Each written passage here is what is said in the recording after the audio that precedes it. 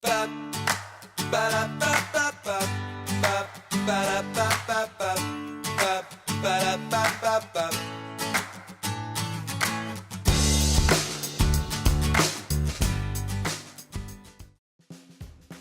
is Craig McAllister, head winemaker at La Crema Winery in Sonoma County, California.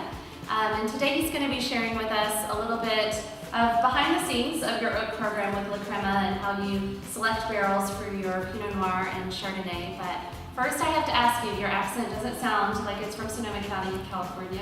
Tell us about your journey to join the La Crema team. Sure, yeah, it's a little bit farther south than Sonoma County. I'm from New Zealand, but I have been in California at La Crema for about 11 years now. I started here as the harvest enologist on the night shift and was added to the winemaking team permanently in 2009, and about this time last year was promoted into the head winemaker position, so it's been quite a journey. If you could just tell us a little bit about how oak plays a role in the La Crema wines and maybe what you're looking for whenever you're choosing your oak barrels. Well, it's a pretty significant part that oak plays in La Crema winemaking. We're a Chardonnay and Pinot Noir house, and all of our Chardonnays are barrel fermented, and all of our Pinot Noir is matured 7 months through 15 months in French oak. So without it, we would be a very different winery than we are. So it's significant. How many different profiles do you work with here at La Crema? For Pinot Noir, we're probably using 9 or 10, and it's a slightly lower number, probably 7 for Chardonnay. And do you find a real distinct difference with all those profiles? Absolutely, and it's not a horses for courses approach. We have some profiles that really work in our smaller programs, and then we have some, say, Pro 58, which is a smokier, toastier barrel that works really well on our larger programs. And I think it's beyond just looking at the first year use of the barrel as well. I think the second and third year really need to be considered. And it comes back to the spice rack, or the artist's palette, colour palette, if you will. We have a wide vineyard sourcing, and being able to pair that with a wide variety of forests and toasting levels, it's essential for us to be able to build complexity and character in the wines by having multiple vineyard sources and the barrels to go with it. What do you think the water bent barrels add to the wines that the fire bent does not?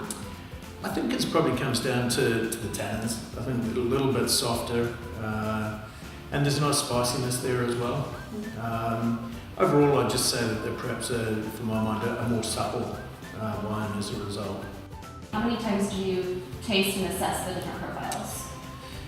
In terms of the different profiles, we're probably looking at 2 to 3 times in any growing season or for any vintage.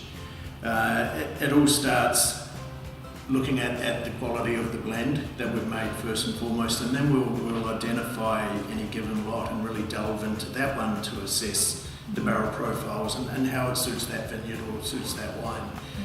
So we visit it multiple times throughout a year. And I think when we're making the decisions for our blend, we go in with a certain idea of what we're looking for as winemakers. But there's always surprises. Every year you think you're going to go in, and I have a preference for Pro 1. But sometimes you go in tasting through your barrel group and you might actually find Pro 76s that you prefer in that particular wine to the Profile 1. What's the magic of a barrel that brings to your winemaking style versus not using barrel at all? I think it's a multitude of things.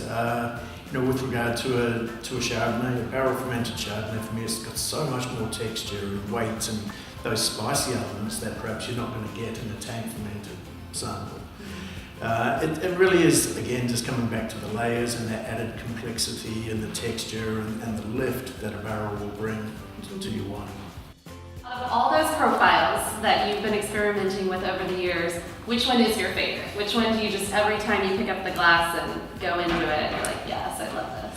Gosh, I think that's like picking your favourite kid. But no, I'd say for us it would be Profile 1, or for me it would be Profile 1. This is one of the water bent barrels and a moderate toast. Probably it makes up about 20% of the profiles that we order here at La Crema. And it seems that it is we're able to use that across the board. We use it on Chardonnay, we use it with Pinot Noir. It doesn't matter what vineyard we put it into. It's going to be one of the standout barrels for us. Ba, ba, da, ba, ba, ba, ba, ba, da, ba.